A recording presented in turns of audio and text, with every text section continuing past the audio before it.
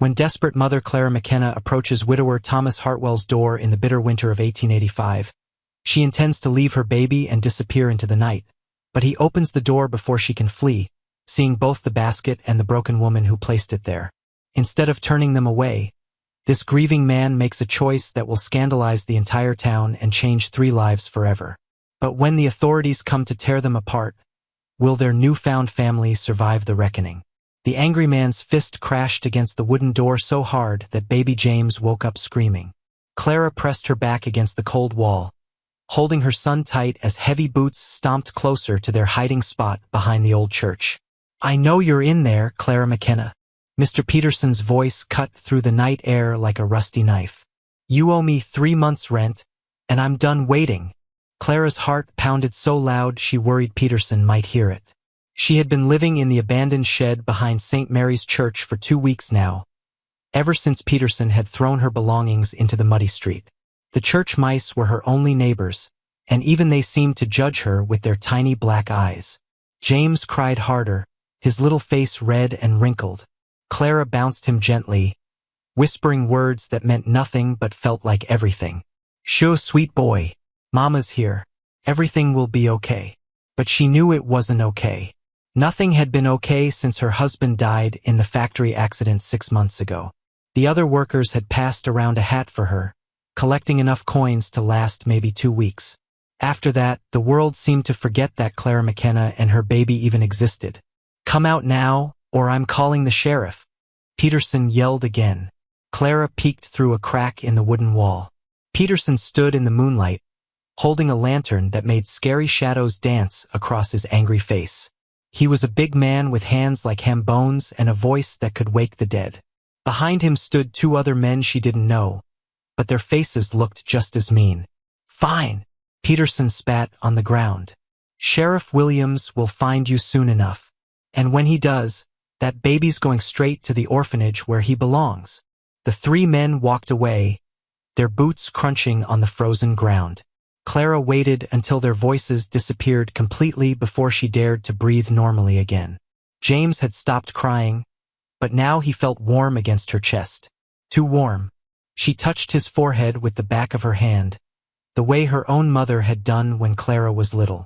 Fever. Her baby had a fever, and she had no money for medicine, no food for herself, and no place to go when the sheriff came looking. Clara looked around the tiny shed that had been their home. A pile of old church decorations covered them at night, dusty angel costumes and painted wooden stars. During the day, she hid among the Christmas supplies that nobody would need until December. It was only November now, but it felt like December might as well be next year. Her stomach made a loud growling sound that seemed to echo off the walls. She hadn't eaten anything except church communion bread in 3 days. Even that small piece had made her feel guilty, like she was stealing from God himself. "What am I going to do, James?" she whispered to her son. The baby looked up at her with dark eyes that seemed too old for such a little face. Sometimes Clara thought he understood everything. How scared she was, how hungry they both were, how the whole world seemed to be closing in around them like a trap. She stood up carefully, her legs wobbly from sitting in one position too long. Through the shed's tiny window, she could see the lights of the town below. Each warm yellow glow represented a family sitting down to dinner, children playing by the fire, people who belonged somewhere. Clara used to live in one of those houses. She used to cook meals that filled the kitchen with good smells. She used to tuck James into a real bed with clean sheets and sing him lullabies while the wind whistled safely outside. Now the wind whistled through the cracks in their shelter, bringing the smell of winter and the promise of snow. James would never survive a real winter in this cold shed. She barely survived each night as it was. Clara made a decision that felt like jumping off a cliff. She wrapped James in every piece of cloth she could find, her old shawl, a torn altar cloth, even a small flag from last year's Independence Day celebration. Then she gathered their few belongings. One extra dress that was more patches than original fabric, a hairbrush with half its bristles missing, and the small silver locket that had belonged to her mother. The locket was the only thing of value she had left. She'd thought about selling it a dozen times, but something always stopped her. Maybe because it held a tiny picture of her parents on their wedding day, back when the world was full of possibilities instead of problems. Clara stepped out into the cold November night. The wind hit her face like a slap, making her eyes water instantly. She pulled her thin coat tighter, but it didn't help much. The coat had been her good coat once upon a time, but now it looked like something a scarecrow might wear. The walk into town took longer than usual because she had to stop and rest every few minutes. Each step felt like walking through thick mud, even though the ground was hard with frost. James grew heavier in her arms, or maybe she was just getting weaker.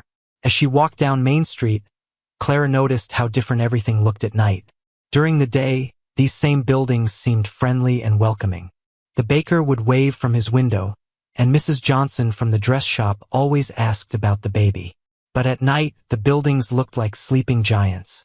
Their dark windows stared down at her like empty eyes, and the shadows between them seemed to hide all sorts of dangers.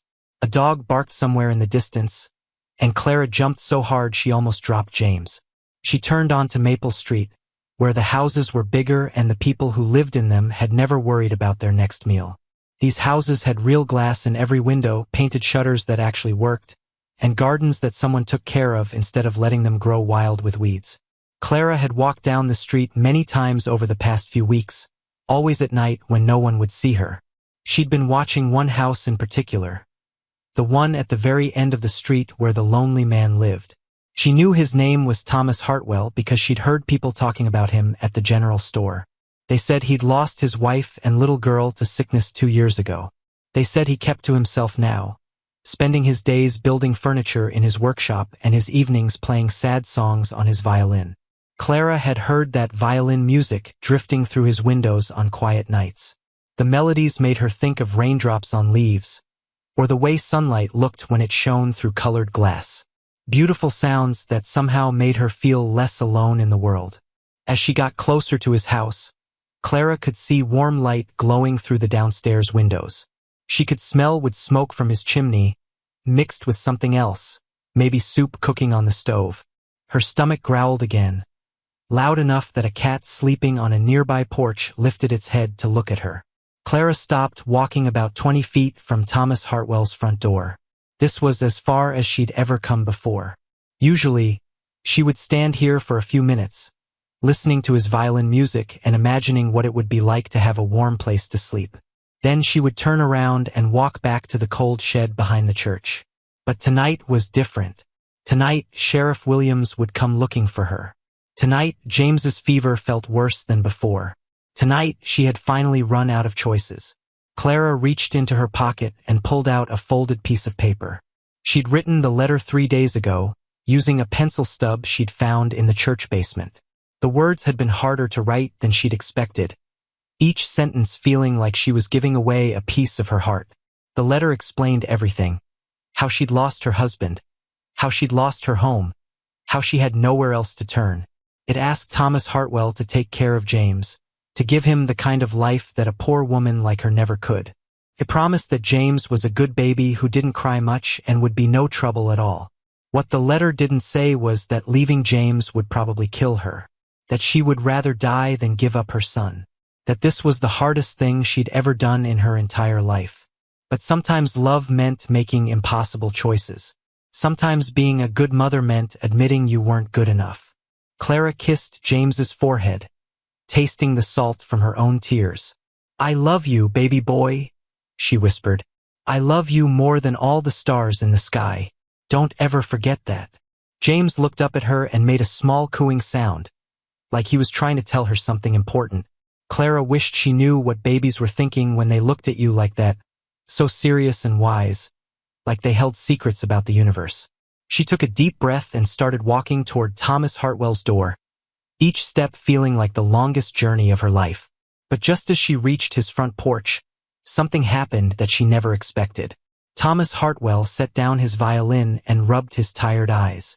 The music tonight felt different somehow, more restless than usual, like it was trying to tell him something he didn't understand. He walked to his front window and looked out at Maple Street.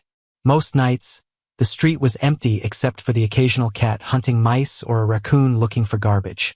But tonight, He could swear he'd seen a figure moving in the shadows. Thomas had learned to trust his instincts during his years as a carpenter. Wood didn't lie to you, it showed you exactly what it was and what it could become. People were trickier, but they had tells too. The way they held their shoulders, the rhythm of their breathing, the small sounds they made when they thought nobody was listening. And right now, every instinct he had was telling him that someone outside needed help. He opened his front door and stepped onto the porch, letting his eyes adjust to the darkness. The November air bit at his skin, but he'd felt worse cold during his years building houses in winter weather. What he wasn't prepared for was what he saw when he looked toward his front gate. A young woman stood frozen like a deer caught in lamplight. She held a baby close to her chest, and even in the dim moonlight, Thomas could see that she was shaking. Not just from cold, from fear, exhaustion, and something else that he recognized from his own mirror during the worst days after Sarah died. Desperation. "Ma'am," Thomas called softly, not wanting to startle her further. "Are you all right?" The woman didn't answer, but she didn't run either. She just stood there, swaying slightly like a tree in a gentle breeze. Thomas noticed a wicker basket at her feet and realized what he was seeing. He'd heard stories about this sort of thing, desperate mothers leaving their babies on doorsteps, hoping strangers would provide what they couldn't. But this woman hadn't left yet. She was still holding her child, still fighting some internal battle that Thomas could see playing out across her face even from 20 feet away. Thomas had a choice to make. He could go back inside, pretend he hadn't seen anything, and let whatever was going to happen without getting involved. That would be the safe choice, the sensible choice. He'd spent 2 years building walls around his heart, and those walls had kept him safe from more pain. Or he could step into this stranger's crisis and risk everything he'd built since Sarah and Emma died. Thomas Hartwell had always been a man who built things rather than tearing them down. Tonight would be no different. "It's cold out here," he said, walking slowly down his porch steps. "Why don't you come inside where it's warm?" The woman's head snapped up, her eyes wide with surprise. I'm sorry. I didn't mean to bother you. I was just—" "You weren't bothering me," Thomas said gently. "I was playing violin, but I'm done for tonight." The music was starting to sound sad even to me. He smiled when he said it, hoping to see some of the fear leave her face. It worked a little, her shoulders relaxed just enough for him to notice. "I heard you playing before," she said quietly. "From the street. It was beautiful." "Thank you." Thomas stopped about 10 feet away from her, close enough to talk normally but far enough that she wouldn't feel trapped. "I'm Thomas Hartwell. I don't think we've met. Clara McKenna." Her voice was barely louder than a whisper. "And this is James." The baby in her arms made a small sound, and Thomas felt something twist in his chest. James looked to be about the same age Emma had been when the fever took her. Same dark hair, same serious expression, same way of looking around like he was trying to understand a world that was much bigger and more complicated than he'd expected. "Hello, James," Thomas said, and the baby turned toward his voice. "He's beautiful, Clara. You should be proud." Clara's face crumpled like paper, and Thomas realized he'd said exactly the wrong thing. Tears started rolling down her cheeks, and she clutched James tighter against her chest. "I can't," she said, her voice breaking. "I can't be proud of anything anymore. I can't take care of him. I can't even take care of myself. I thought maybe—" She gestured toward the basket at her feet, and Thomas understood. He also understood that she hadn't been able to go through with it, which told him more about Clara McKenna than any conversation could. "When did you last eat?" Thomas asked. The question seemed to surprise her. It doesn't matter. James needs." "When, Clara?" She looked down at her feet. 3 days ago. Maybe 4. The days sort of run together when you're hungry, Thomas finished for her. "Come on." He started walking back toward his house, then stopped when he realized she wasn't following. Clara stood exactly where she'd been, holding James and staring at Thomas like he'd started speaking a foreign language. "I can't," she said. "I don't have any money. I can't pay you for food or shelter or anything else.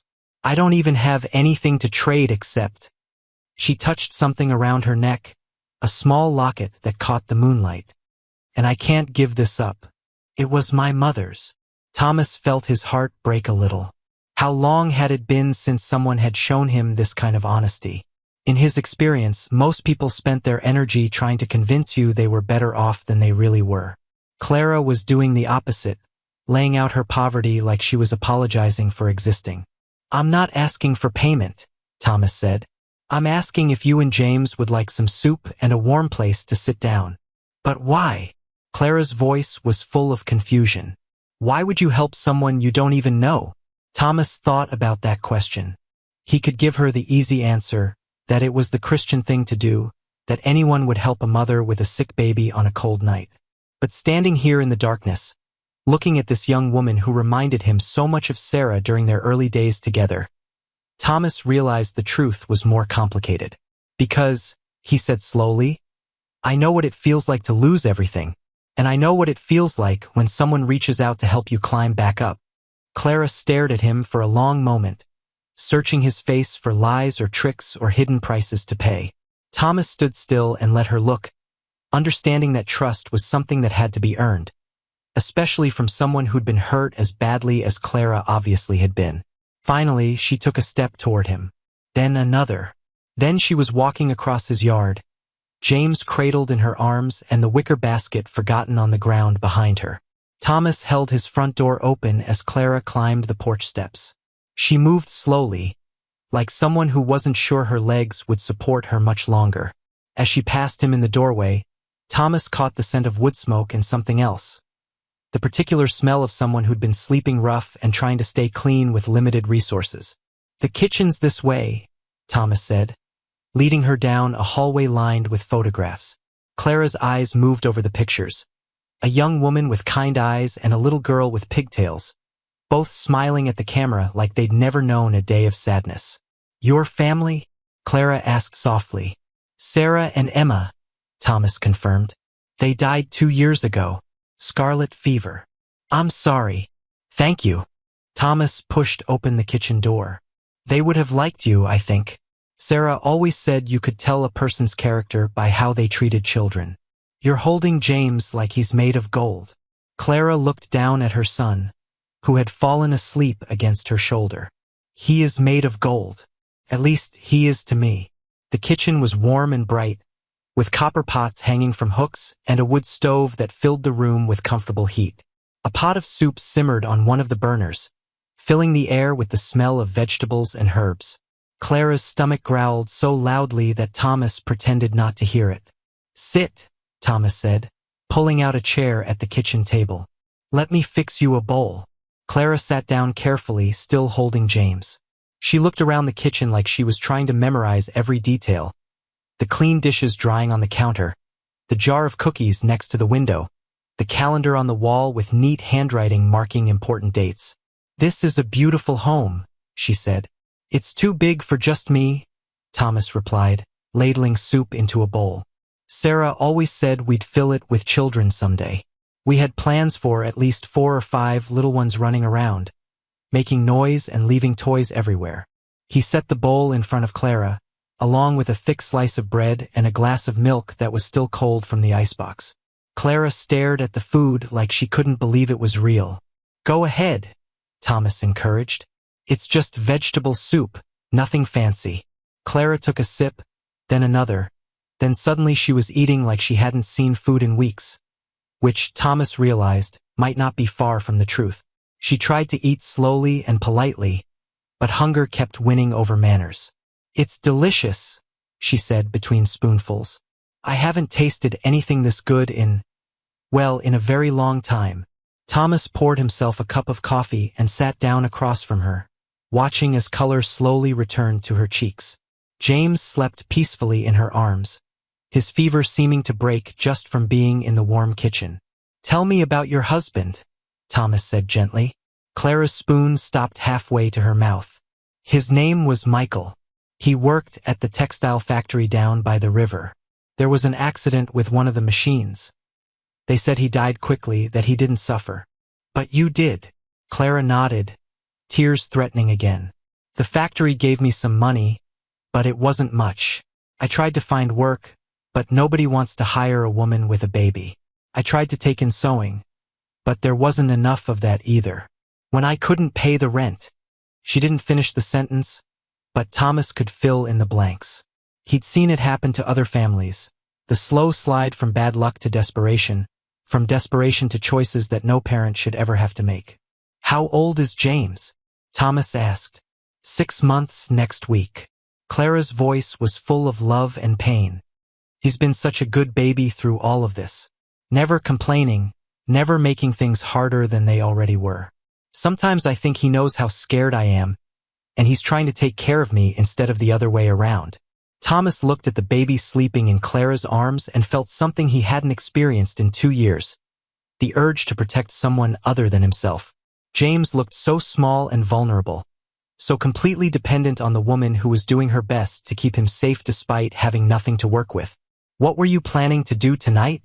Thomas asked quietly. Clara's face went pale.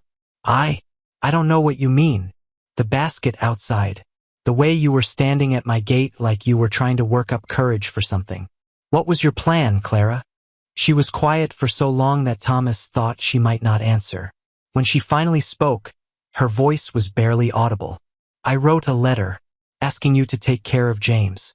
I thought maybe a man who'd lost his own child might understand what it means to love one. I thought you might give him chances I never could." Thomas felt his throat tighten. "And then what? Where were you going to go?" Clara shrugged, a gesture that tried to look casual but failed completely. "It doesn't matter where I go. What matters is that James grows up safe and warm and loved."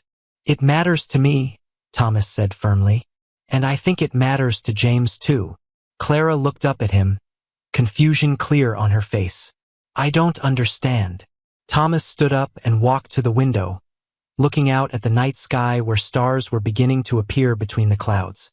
He thought about Sarah and Emma, about the plans they'd made and the life they'd built together. He thought about the 2 years he'd spent hiding from the world, convincing himself that isolation was the same thing as healing. Then he thought about the young woman sitting at his kitchen table, holding her baby and trying to be brave enough to give up the only thing in the world that mattered to her. Thomas Hartwell made the second most important decision of his life. He turned back to Clara, who was watching him with eyes that held too much hope and too much fear. "Here's what's going to happen," Thomas said. "You and James are going to stay here tonight. Tomorrow we'll figure out what comes next. But tonight, you're both safe and warm and fed, and that's enough for now." Clara stared at him like he'd just offered to give her the moon. "But I can't. I mean, what will people think? A single woman staying in your house?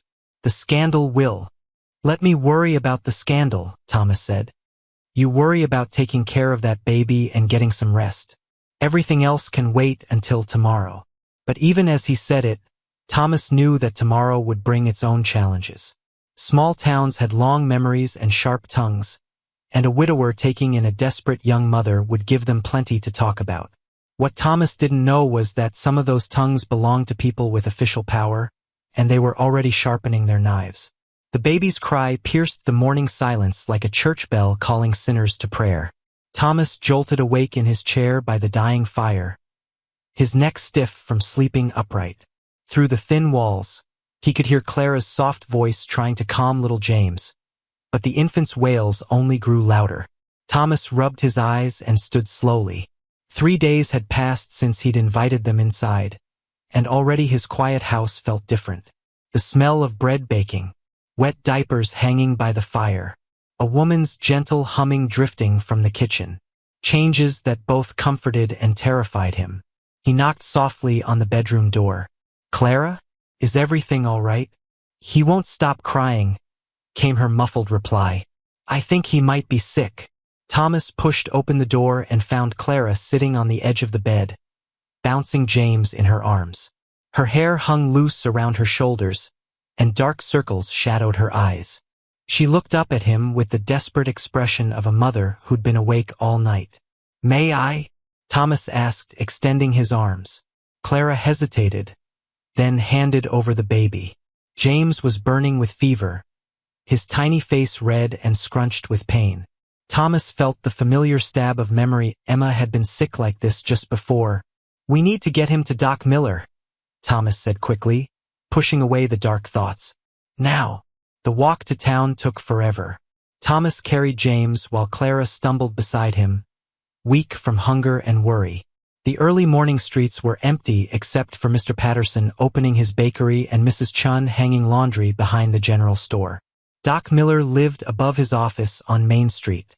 Thomas pounded on the door until the old doctor appeared in his nightshirt, grumbling about early visitors. But when he saw the sick baby, his manner changed completely. "Bring him upstairs," Doc Miller commanded. "Lay him on the table." The next hour felt like a lifetime. Doc Miller examined James carefully, listening to his breathing, checking his throat, feeling for swollen spots. Clara stood pressed against the wall, her hands clasped so tightly her knuckles were white. "It's not scarlet fever," Doc Miller finally announced. Thomas felt his knees go weak with relief. Just a bad cold that settled in his chest. Common in babies this young. "Will he be all right?" Clara whispered. "With proper care, yes. But he needs to stay warm and dry. And you, young lady," he pointed at Clara, "need to eat more. Can't take care of a baby if you're falling down from hunger." Doc Miller prepared a bottle of medicine and gave Thomas instructions for James's care. As they prepared to leave, the doctor pulled Thomas aside. "That baby's lucky to have you both," Doc Miller said quietly. "But you should know. People are talking. Mrs. Brennan was in here yesterday asking questions about the strange woman living at your house." Thomas felt his jaw tighten. "What kind of questions?" "The kind that make trouble for decent folks. Just be careful, Thomas. Some people got nothing better to do than stick their noses where they don't belong." The walk home was slower than the trip to town. James slept peacefully in Thomas's arms, his fever already starting to break thanks to Doc Miller's medicine. Clara walked beside them in silence, but Thomas could feel her worry like heat from a fire.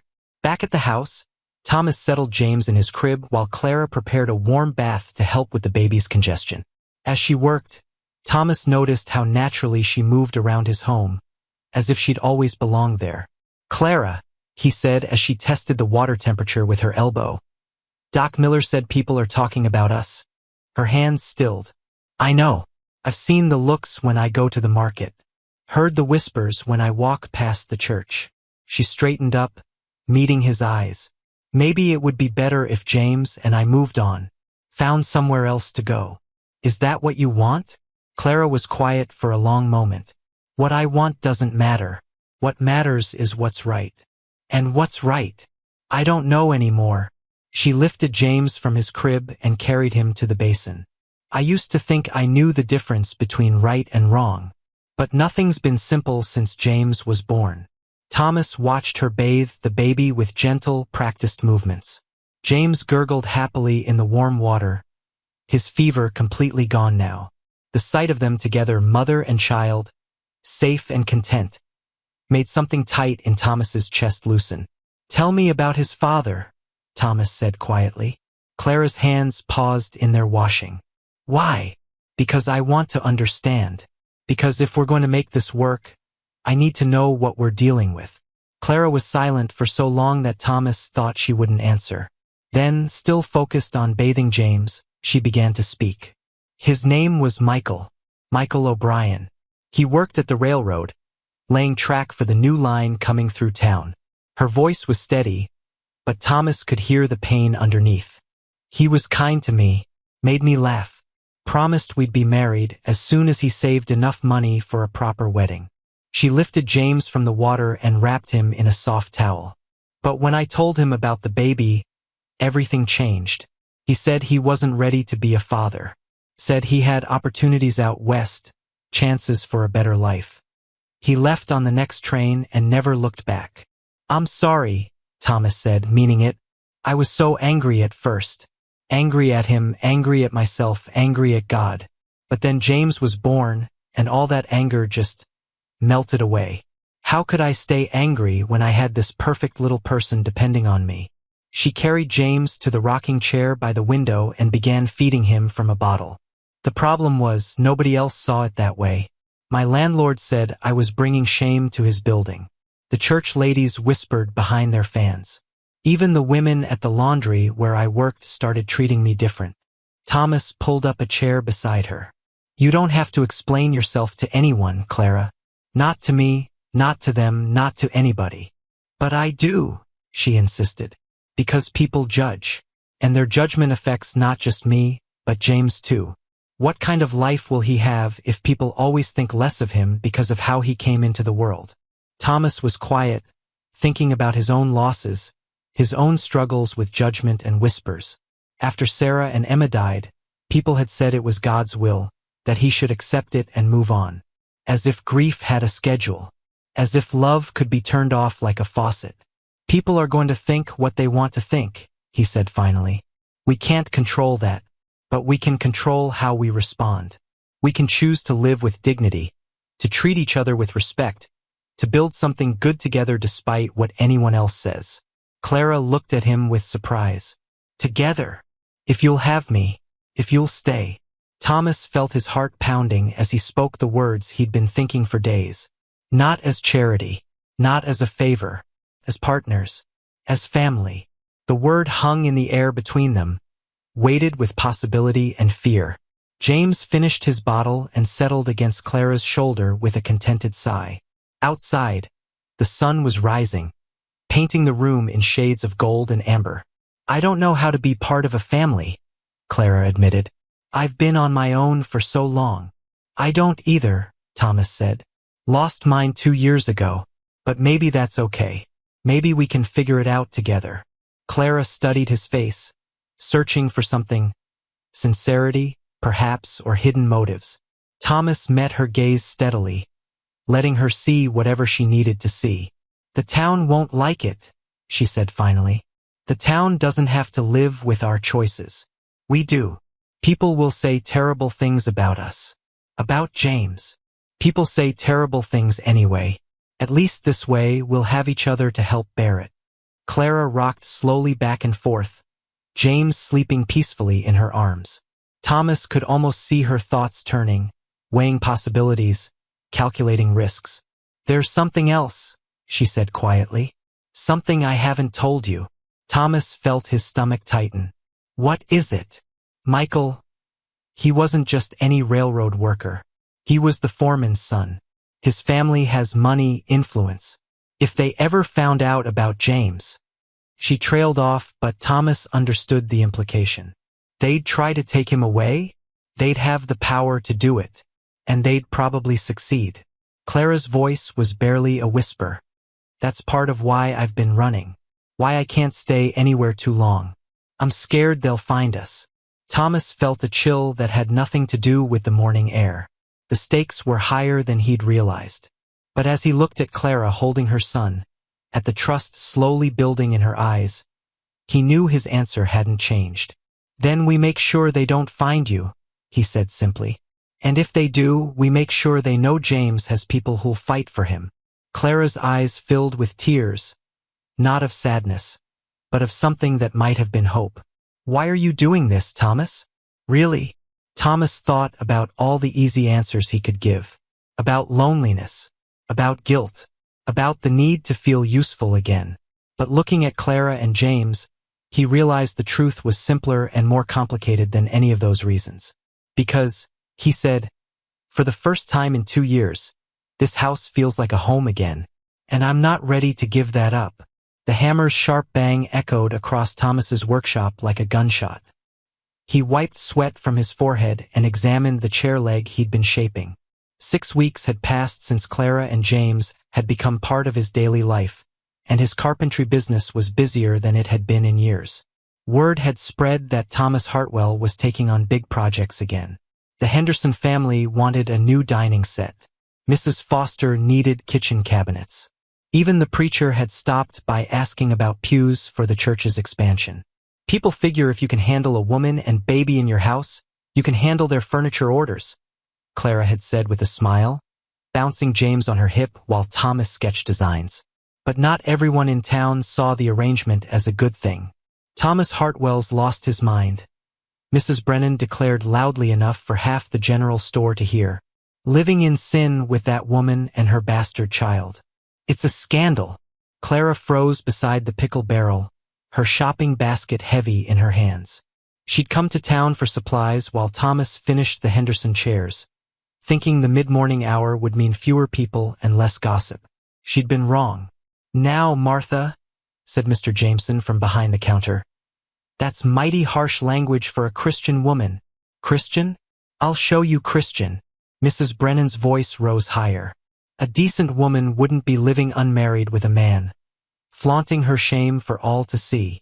And that poor baby, growing up thinking such behavior is normal. Clara felt her cheeks burn. James, sensing her tension, began to fuss in her arms.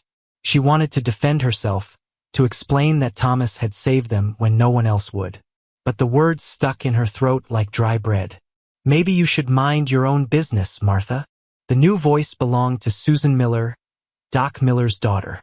She stepped up beside Clara with a fierce expression. "Some of us think it's mighty fine that Thomas found people to care about again." Mrs. Brennan sniffed disdainfully. "Susan Miller, your father ought to teach you better manners. Speaking back to your elders that way. And your elders ought to teach you about Christian charity," Susan shot back. "Last I checked, Jesus spent time with all kinds of folks, not just the ones who met your approval." The argument might have continued, but James chose that moment to let out a loud, healthy cry that filled the store. Clara bounced him gently, but his wails only grew stronger. "See," Mrs. Brennan said triumphantly. "Even the baby knows something's not right about this situation." Clara's face went red with embarrassment. She grabbed her basket and hurried toward the door, desperate to escape the staring eyes and whispered comments. But as she reached the threshold, she nearly collided with a man entering the store. He was tall and well-dressed, with dark hair and expensive boots. Clara took one look at his face and felt the world tilt sideways. Michael O'Brien, James's father, the man who'd abandoned them both. Well, Michael said, his voice carrying the same charming tone that had once made Clara's heart flutter. "Clara McKenna, I heard you might be in this area." Clara's mouth went dry. James was still crying, and every person in the store was watching the scene unfold. "Michael," she managed to whisper, "what are you doing here?" "Looking for you, of course." His eyes moved to the baby in her arms, and something flickered across his face. Surprise? Maybe, or recognition. "Is this my son?" The store fell completely silent. Even James stopped crying, as if sensing the importance of the moment. Clara clutched him closer, her mind racing. How had Michael found them? What did he want? "He's my son," Clara said firmly. "You made it clear you wanted nothing to do with him." Michael's expression softened, and for a moment he looked like the man Clara had once thought she loved. "I was young and scared, Clara.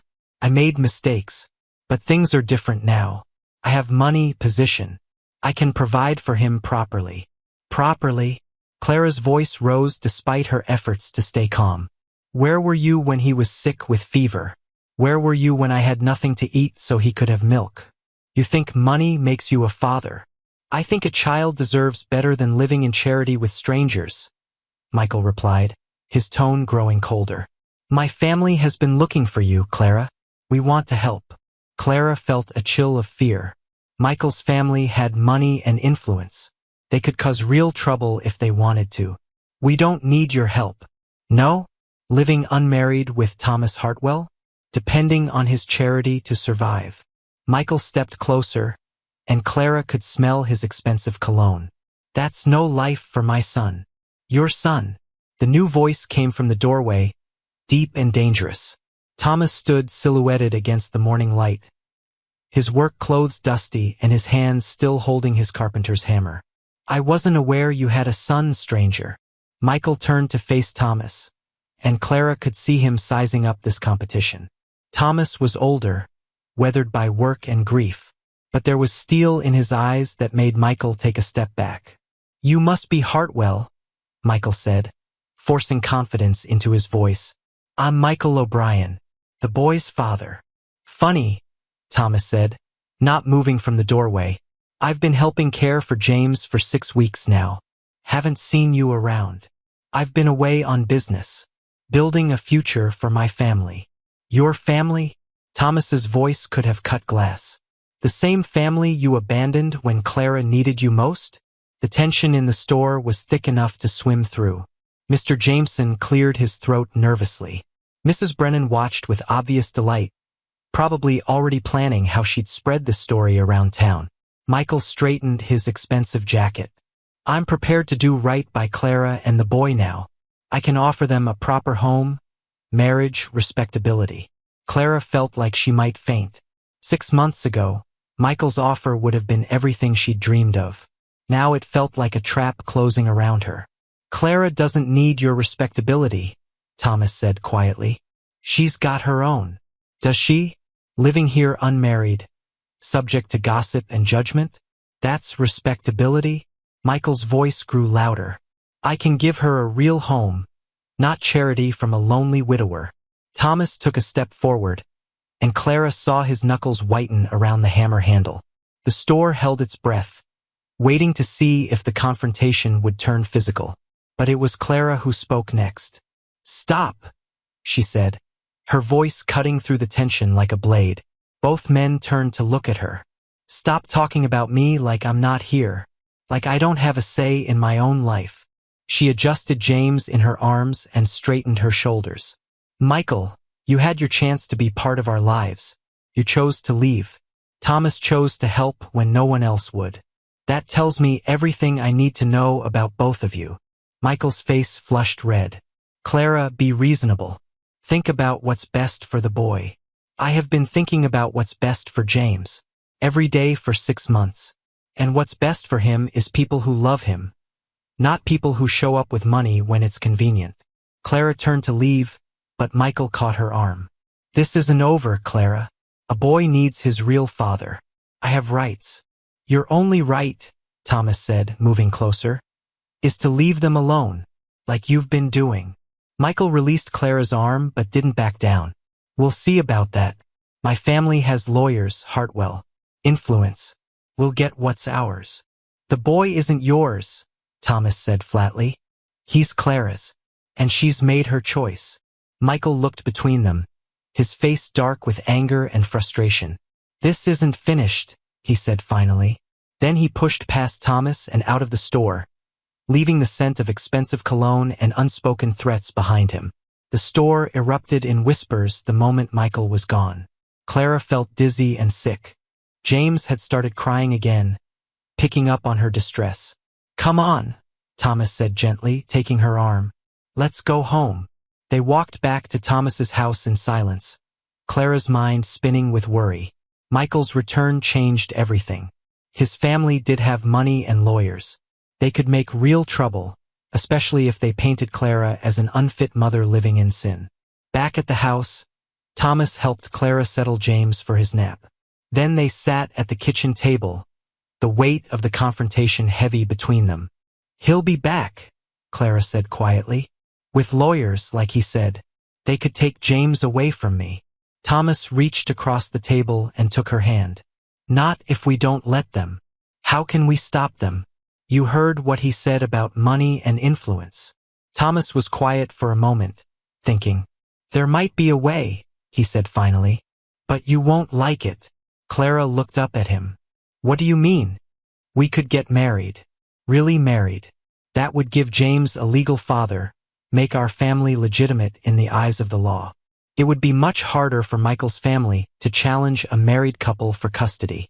Clara stared at him. Thomas, you can't marry me just to protect James. That's not fair to you. Who says it would only be for James? The words hung in the air between them. Clara felt her heart start beating faster. What are you saying? Thomas stood up and walked to the window, looking out at the garden where Clara had been teaching James to walk among the flowers. I'm saying that somewhere in the past 6 weeks, this stopped being about charity or kindness. I'm saying I care about you, Clara. Both of you. More than I thought I could care about anyone again. Clara felt tears prick her eyes. Thomas, I know it's complicated. I know people will say we're only marrying because of Michael's threats. But I also know that I don't want to lose you. Either of you. He turned back to face her. So I'm asking, Clara McKenna. Not because of Michael O'Brien or his family's lawyers. Not because of what the town thinks. But because I love you and James, and I want us to be a real family. Will you marry me? Clara looked at this man who had opened his door to strangers, who had defended her in front of the whole town, who was now offering her his name and protection and love. 6 months ago she'd been desperate and alone. Now she had choices to make that would shape not just her future, but James's as well. Outside, storm clouds were gathering, promising the kind of spring rain that could wash the world clean or flood everything in its path. Clara thought about Michael's threats, about Mrs. Brennan's gossip, about the uncertain future that lay ahead. But mostly she thought about Thomas's gentle hands building a crib for James, about his quiet strength in the face of the town's judgment, about the way he'd made a home for them when they had nowhere else to go. Yes, she said finally. Yes, Thomas Hartwell. I'll marry you. And for the first time since Michael had walked into that store, Clara felt like maybe, just maybe, everything was going to be all right. The sound of horses' hooves on cobblestone shattered the peaceful morning like glass hitting stone. Clara dropped the wooden spoon she was using to stir the porridge, her heart jumping into her throat as she rushed to the kitchen window. 3 men on horseback stopped in front of their house, and behind them rolled a black carriage that looked like it belonged at a funeral. Thomas, she called, but he was already there, his face hard as winter stone. A woman stepped out of the carriage wearing a dress so black it seemed to swallow light.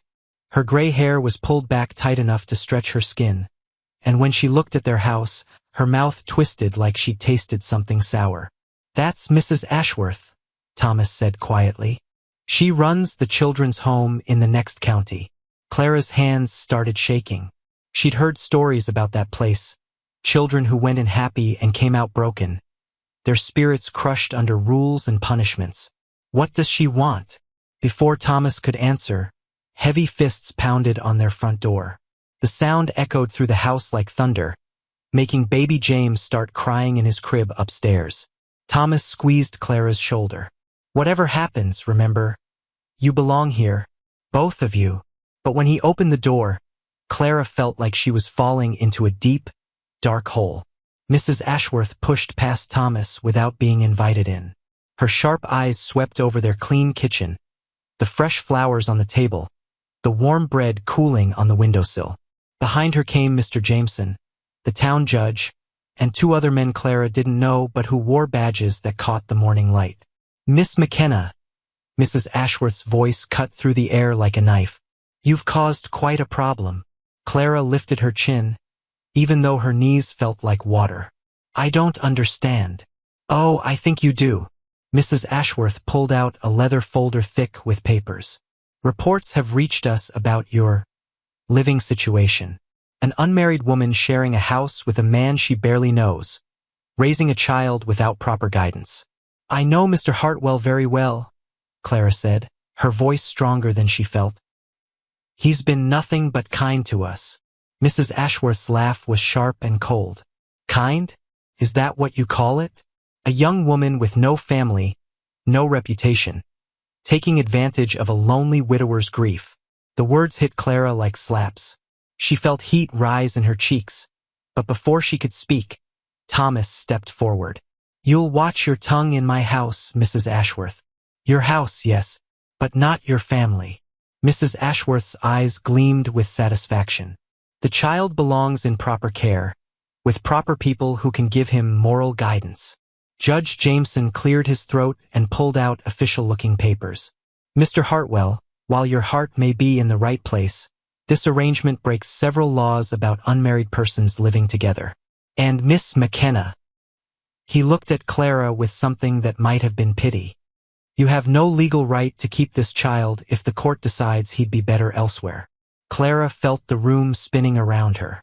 The same helpless feeling she'd had when the landlord threw her out, when the church ladies whispered behind their hands, when the world kept telling her she wasn't good enough, wasn't worthy, wasn't fit to make her own choices. But then James cried again upstairs, and something fierce and protective rose up in her chest like a fire.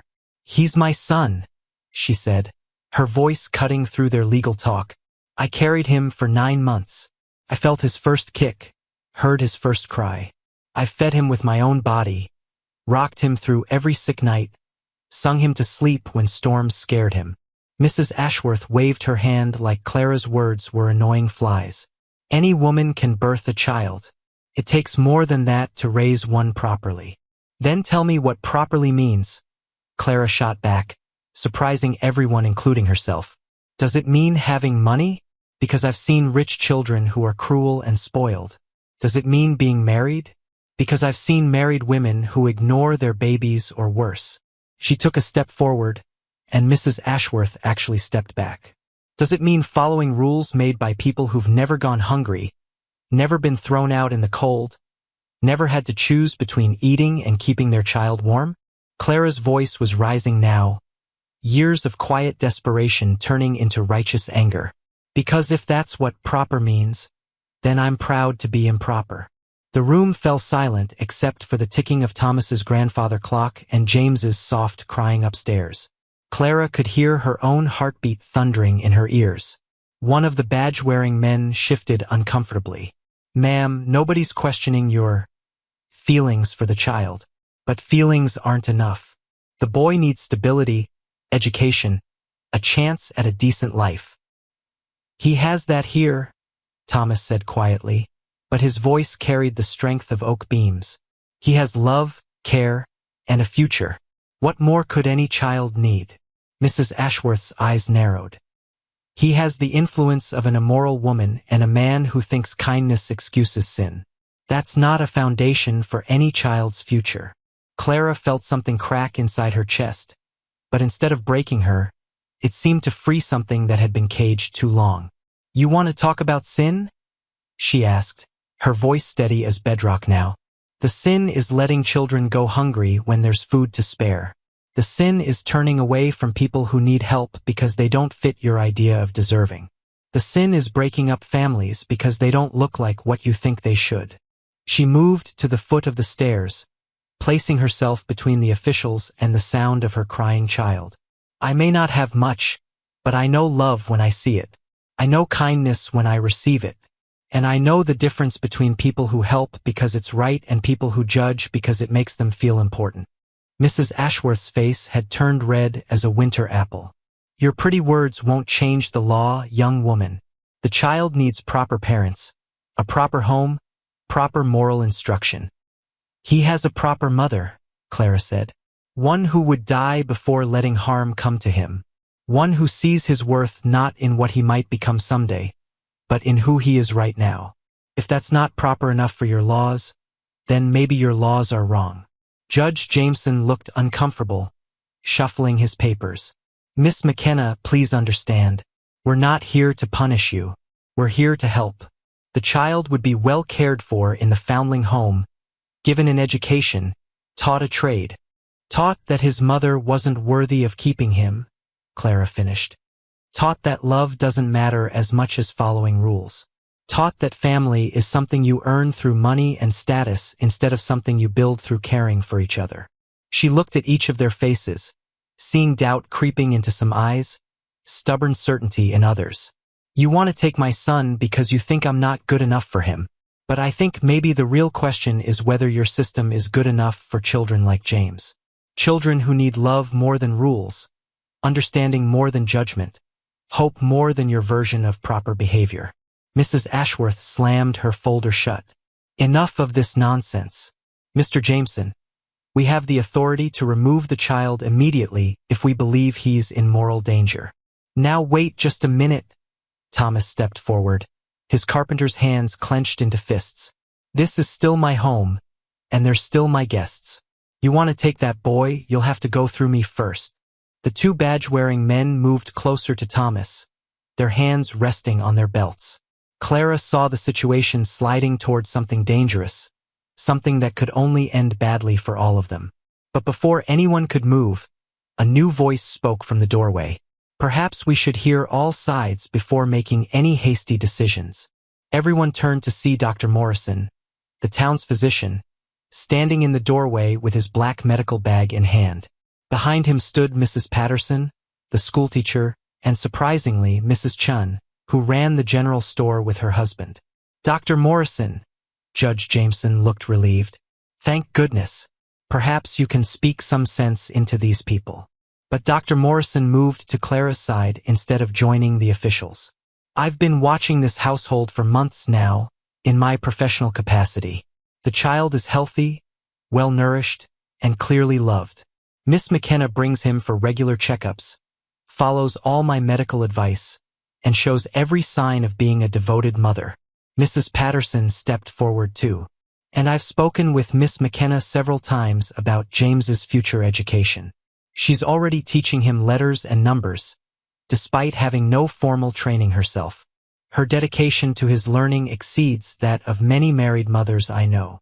Mrs. Ashworth's confident expression was starting to crack. These people don't understand the larger issues at stake. Don't we? Mrs. Chun spoke with the quiet authority of someone who'd raised 5 children while helping run a business. I see Clara in my store twice a week. She spends carefully, buys nutritious food for the baby before anything for herself, and treats everyone with respect and kindness. If that's not proper behavior, I don't know what is. Clara felt tears threatening, but they were different tears now, tears of gratitude instead of despair. She'd been so focused on fighting her battles alone that she'd forgotten other people had been watching, judging for themselves, forming their own opinions. Judge Jameson looked around the room, clearly uncomfortable with how the situation was developing.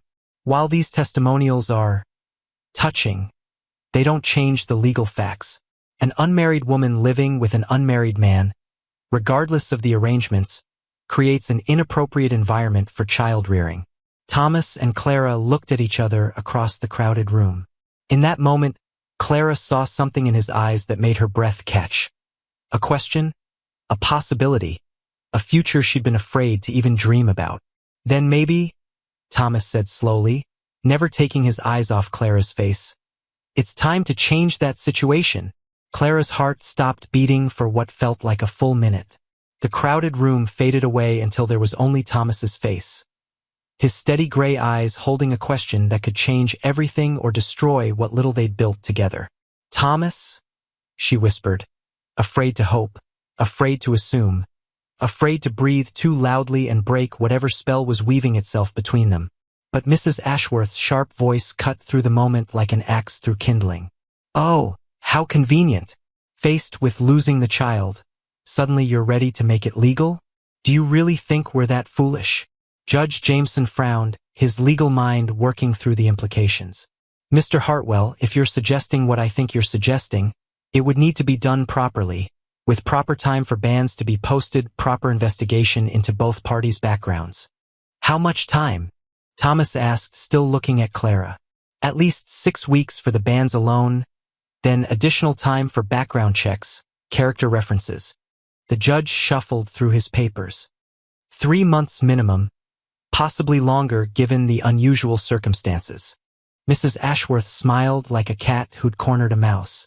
During which time the child would need to be placed in protective custody. We can't leave him in this questionable situation while waiting to see if you two can make your arrangement legal. Clara felt the walls closing in again. 3 months without James? 3 months of not knowing if he was safe, if he was crying for her, if he understood why his mama had disappeared? The thought made her physically sick. There has to be another way, Dr. Morrison said, adjusting his spectacles. Surely the court can see that removing a healthy, happy child from loving care serves no one's best interests. The law is the law, one of the badge-wearing men said, but he didn't sound entirely convinced. Clara looked around the room at all these people deciding her fate, her son's future, their family's existence. The familiar feeling of powerlessness washed over her, but this time it brought anger instead of despair. Stop, she said quietly. Everyone kept talking, arguing about laws and procedures and what was proper and what wasn't. Stop, Clara said louder, and this time the room fell silent. She moved to the center of the room, feeling every eye on her, but for the first time in her life, she didn't shrink under the attention. You're all talking about us like we can't speak for ourselves, like we're children who need other people to decide what's best for us. Her voice grew stronger with each word. But we're not children. We're adults who've been taking care of ourselves and each other just fine. Mrs. Ashworth opened her mouth to interrupt, but Clara held up her hand. I know what you think of me. You think I'm a fallen woman who trapped a good man with her problems. You think I'm using him for security and he's using me for other things. Clara's cheeks burned, but she pushed forward. But you're wrong about both of us. She turned to face Thomas directly. Thomas Hartwell is the most honorable man I've ever known.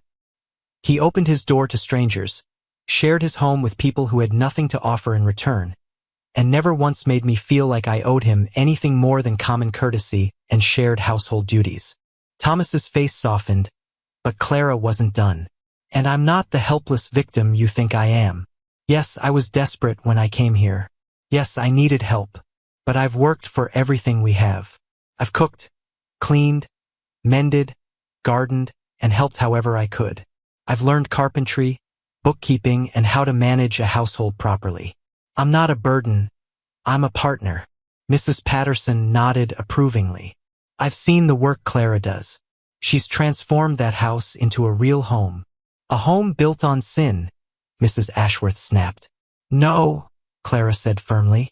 A home built on kindness, mutual respect, and genuine care. If that's sin in your book, then I'm proud to be a sinner. She walked over to where Thomas stood, taking his rough carpenter's hands in hers. But if getting married will protect James, if it will keep our family together, then I have something to ask you, Thomas Hartwell.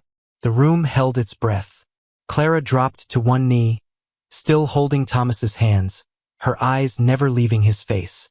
Will you marry me? Not because the law says we have to, not because these people think we should, but because what we've built together is worth making official. Because our little family, all three of us, deserves to be protected and recognized. Thomas stared down at her, his mouth slightly open, clearly not having expected this turn of events. Around them, she heard Mrs. Chun whisper, "Oh my stars." And even Judge Jameson cleared his throat uncomfortably.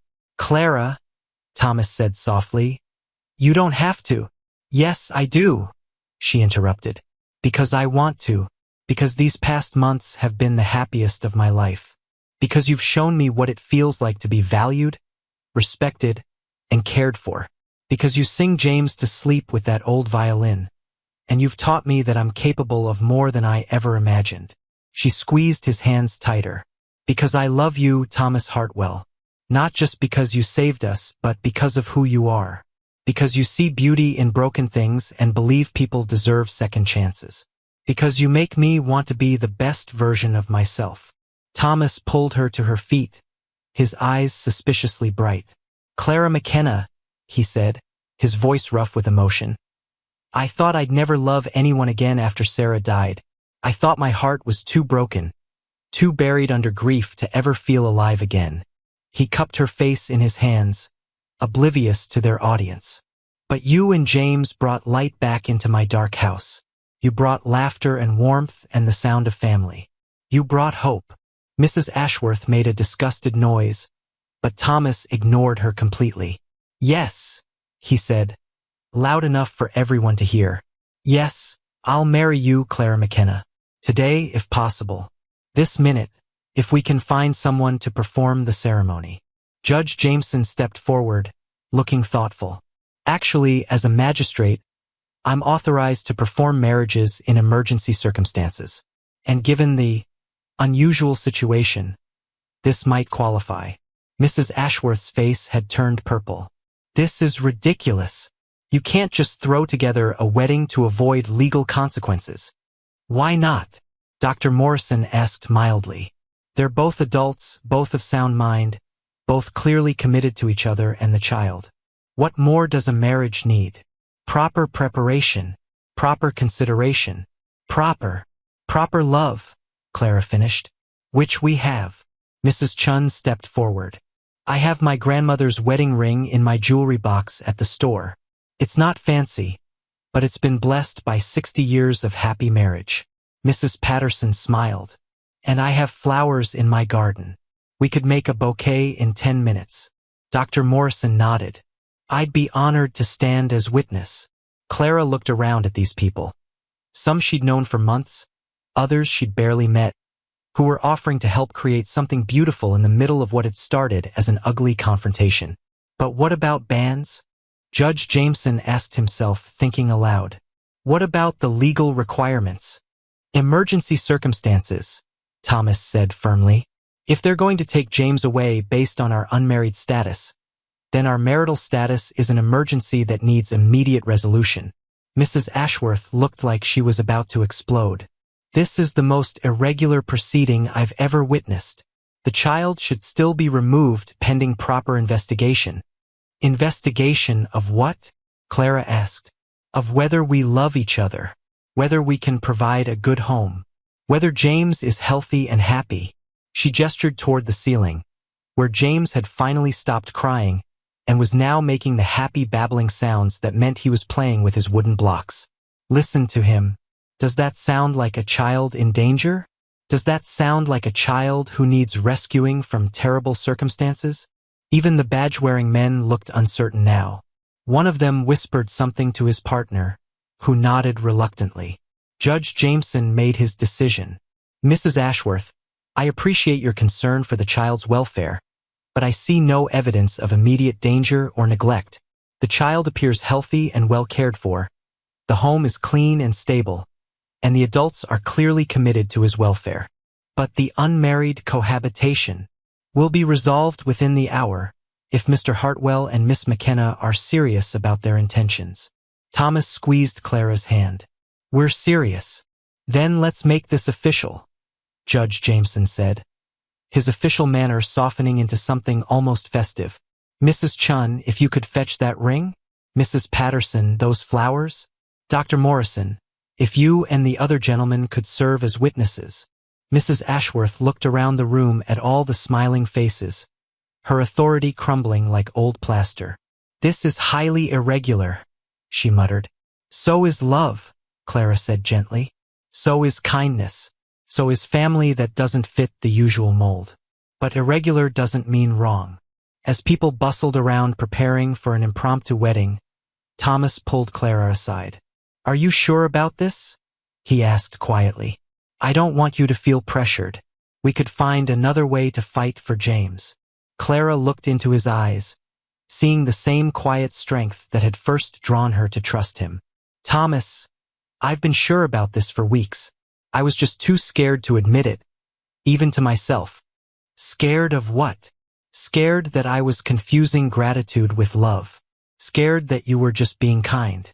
Scared that I didn't deserve the happiness I felt when I was with you. She smiled, feeling lighter than she had in years. But I'm not scared anymore. I know the difference between gratitude and love, between kindness and affection, between deserving and simply being blessed. Thomas kissed her forehead gently. Then let's get married, Clara. Let's make our family official and legal and unbreakable. As Mrs. Chun returned with a simple gold band and Mrs. Patterson arrived with an armful of late summer flowers, Clara felt a deep sense of rightness settle over her. This wasn't how she'd ever imagined getting married. In her kitchen, wearing an everyday dress with officials and strangers as witnesses, but it was perfect in its own way. Because it was real. Because it was chosen. Because it was built on the solid foundation of mutual respect, genuine affection, and shared commitment to building something beautiful together.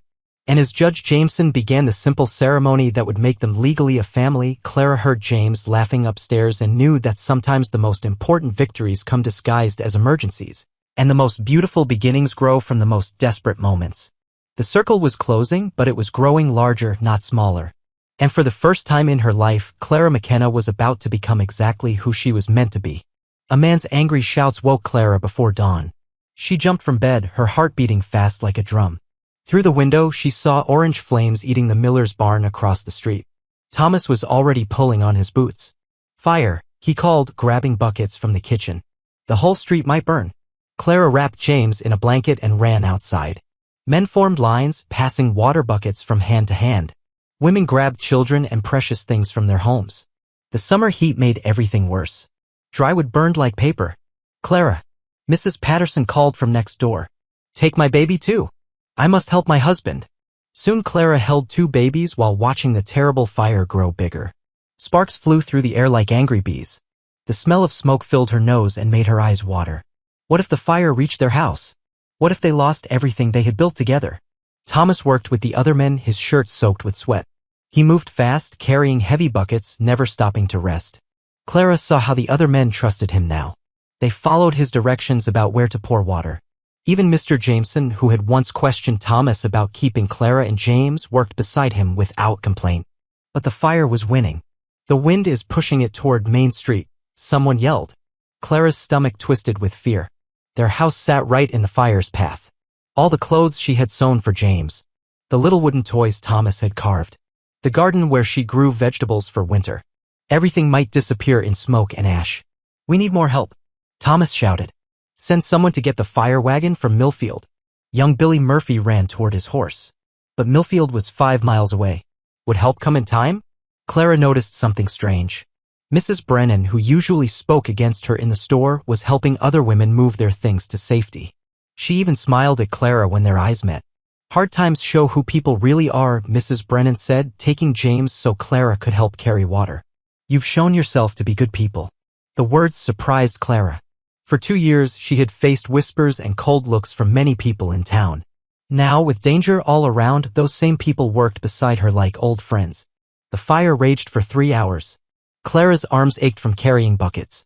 Her dress was torn and dirty. James cried from the smoke and noise. But she kept working. Then something wonderful happened. "Look," Tommy Jenkins pointed down the road. "The fire wagon is coming." 6 horses pulled a red wagon filled with water and special tools for fighting fires. Men from Millfield jumped down and started working with their stronger pumps. Water shot from long hoses, reaching places the buckets could not. But even with help, they could not save the miller's barn. It fell down in a crash of burning wood and sparks. Clara covered the babies' faces to protect them from the flying ash. "At least no one got hurt," Thomas said, his face black with smoke. "Buildings can be replaced. People cannot." The fire was out by noon, but the excitement was not over. "Mr. Hartwell," Mayor Whitman called. "A word, please." Clara felt her old fears return. Officials asking to speak with Thomas never meant good news. She held James tighter and waited. "The town council met this morning," the mayor said in front of everyone. "We need a new fire chief. Someone who knows how to lead in dangerous times." Clara held her breath. Was this another way to cause trouble for their family? "We want you to take the job, Thomas. The pay is good and the town needs someone people trust." Thomas looked surprised. "I'm honored, but I have a family to think about." "That's exactly why we want you," the mayor said. "A man who fights for his family will fight for his town." Clara felt tears of happiness in her eyes. The same town that had once whispered about them was now asking Thomas to be their leader. It felt like a miracle. But Thomas was looking at her, waiting for her opinion. After all they had been through, he would not make this choice without her. "What do you think, Clara?" he asked quietly. She thought about all the people who had worked beside them today. She remembered Mrs. Brennan's kind words. She saw how the other men had followed Thomas's lead during the emergency. "I think," she said, her voice strong and clear, "that this town is lucky to have you." Thomas smiled and shook the mayor's hand. "I accept." The crowd cheered. People patted Thomas on the back and told Clara how proud they were of her husband. Even the children seemed excited about having a fire chief who lived right on their street. As evening came, Clara and Thomas sat on their porch watching the sunset. James played with wooden blocks at their feet. The smell of smoke still hung in the air, but it was mixed with the sweet smell of Clara's flowers. "Everything has changed," Clara said softly. "Not everything," Thomas replied, taking her hand. "We're still the same people we were this morning. But the town sees us differently now." Thomas nodded. "Sometimes it takes a crisis to show people what really matters." Clara understood what he meant. The fire had burned away more than just wood and hay. It had burned away the old judgments and fears that had kept the community divided. "Thomas," she said, "there's something I need to tell you." He turned to look at her, seeing something important in her eyes. "I'm going to have another baby." For a moment, Thomas was so surprised he could not speak. Then a huge smile spread across his face. "Another baby?" he whispered. "Yes. In the spring." Thomas picked her up and spun her around, both of them laughing like children. James clapped his hands, not understanding why his parents were so happy but enjoying their joy. "This calls for music," Thomas said, going inside to get his violin. As he played a gentle song in the evening air, Clara felt a peace she had never known before. Their family was growing. The town had accepted them. Thomas had important work to do. But even with all this happiness, Clara could not shake a small worry that hid in her heart. Change was coming fast now. Would their new life be strong enough to handle whatever challenges lay ahead? The answer would come sooner than she expected. Clara, wake up. Something's wrong with James. Thomas's frightened voice cut through Clara's sleep like a knife. She opened her eyes to see him holding their 3-year-old son, who was burning with fever and breathing in quick, shallow gasps. How long has he been like this? Clara asked, her hands shaking as she felt James's hot forehead. I found him this way just now. He was fine when we put him to bed. Clara's heart filled with terror. She had seen this fever before. It was the same sickness that had taken Thomas's first wife and daughter. The same disease that swept through towns like wildfire, taking children without warning. We need the doctor, she whispered. Thomas was already putting on his coat. I'll ride to Millfield. Doc Harrison will come. No, Clara said, her voice stronger now. You stay with James. I'll go. Clara, you're 6 months along with the baby. The roads are icy. And you're the fire chief. If something happens to you, who will lead the men? I can ride. I have to. Thomas wanted to argue, but he saw the determination in her eyes. This was not the frightened girl who had once stood on his doorstep. This was a mother fighting for her child. Clara dressed quickly and ran to the stable. Their horse, Buttercup, nickered softly as Clara saddled her with quick, sure movements. The winter wind bit through her heavy coat, but she hardly felt it. The ride to Millfield took forever. The frozen ground made Buttercup slip and slide. Clara's back ached from holding herself steady in the saddle. The baby in her belly seemed to sense her fear and kicked restlessly. Please, God, she prayed out loud. Don't take him. Not now. Not when we've found so much happiness. Dr. Harrison was eating breakfast when Clara pounded on his door. It's James, she gasped. High fever. Hard breathing. You have to come now. The old doctor took one look at her face and grabbed his medical bag. Hitch my wagon. We'll go together. The ride back seemed even longer. Clara told Dr. Harrison everything she could remember about James's symptoms. The doctor listened carefully, asking questions that showed how serious this might be. Has anyone else in town shown signs of illness? He asked. Not that I know of. Good. That means it might not be the fever that took Thomas's first family. Clara felt a tiny bit of hope, but she was still scared. When they reached the house, they found Thomas walking the floor with James in his arms, singing softly to keep the boy calm. Several neighbors had come to help. Mrs. Patterson was making tea. Mr. Collins had brought extra firewood for the stove. Even Mrs. Brennan was there, holding baby blankets ready for whatever the doctor might need. Dr. Harrison examined James carefully, listening to his chest with a special tube, looking in his throat, feeling his neck for swollen spots. It's not scarlet fever, he said finally. The room seemed to breathe again. It's a lung infection. Serious, but treatable if we work fast. For the next 3 days, Clara and Thomas took turns caring for James. They gave him medicine every few hours. They kept wet cloths on his forehead to cool the fever. They held him when he cried and sang to him when he slept. The neighbors helped in ways that surprised Clara. Mrs. Murphy brought soup every morning. The pastor's wife sat with James so Clara could rest. Even teenage boys offered to do chores around the house. Why is everyone being so kind? Clara asked Thomas on the second night. Because you rode through a snowstorm to get help for your son, he said. Because I've led them through 2 fires and a flood this year. Because we've become part of this community and they know we'd do the same for them. On the 4th morning, James opened his eyes and asked for water in a voice that sounded almost normal. Mama, he said, I'm hungry. Clara cried with relief. Thomas picked up his son and danced around the room. The worst was over. But that afternoon brought a different kind of surprise. A fancy carriage stopped in front of their house. Out stepped a well-dressed woman Clara had never seen before, followed by a man in an expensive suit. Mrs. Hartwell, the woman said when Clara opened the door. I'm Margaret McKenna. I believe I'm your sister-in-law. Clara felt the world spin around her. My husband had no family. He died in a factory accident. Your first husband, yes? Patrick McKenna was my brother. I've been searching for you and your son for 3 years. The man beside her stepped forward. I'm Mr. Davidson, Mrs. McKenna's lawyer. We have some important news about your son's inheritance. Clara's legs felt weak. She sat down hard in the nearest chair. Inheritance. Patrick had a share in a silver mine in Colorado, Margaret explained. We only recently learned about it when the mine started producing. Your son James is entitled to a considerable sum of money. Clara could not believe what she was hearing. For years, she had struggled to feed and clothe James. Now this stranger was saying he was wealthy? How much money? Thomas asked quietly. Enough to live comfortably for the rest of your lives, Mr. Davidson said. Enough to send young James to the finest schools, to travel, to buy land, whatever you choose. Clara looked at Thomas, then at James, who was playing quietly with his toys, unaware that his life had just changed completely. There is one condition, Margaret continued. I would like James to spend summers with me in Boston.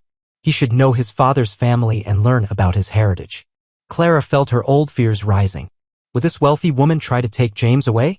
Would she claim that a former poor woman was not fit to raise a rich child? I won't take him from you, Margaret said, seeming to read Clara's thoughts. I just want to be part of his life. Patrick would have wanted that. That evening, after their visitors had left for the hotel, Clara and Thomas sat by the fire, trying to understand how their world had changed again. We could move anywhere, Thomas said. Buy a big house. Never worry about money again. Do you want to leave? Clara asked. Thomas looked around their small parlor, at the violin on the mantel, at the pictures of their life together on the walls. This is home, he said simply. These people came to help when James was sick. They trusted me to be their fire chief. They watched us fall in love and accepted our family.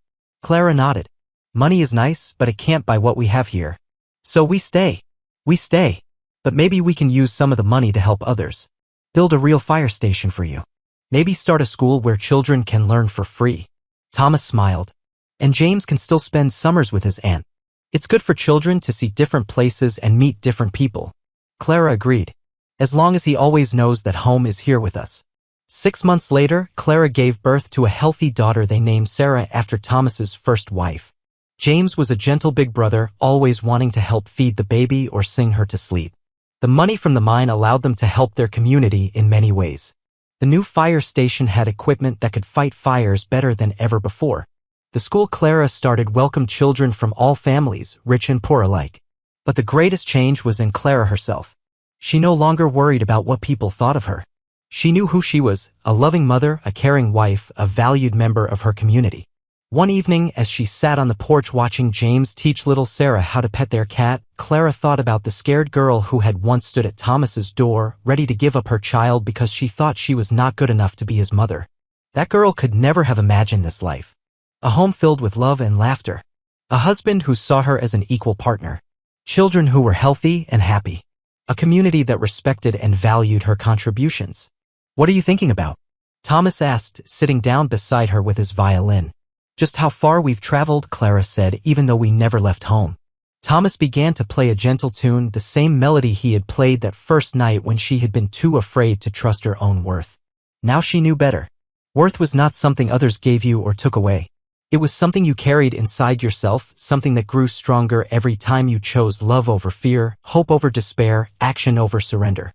As the music floated over their small town, Clara smiled. Tomorrow would bring new challenges, new joys, new opportunities to grow. But tonight, surrounded by the people she loved most in the world, she was exactly where she belonged. And that was worth everything.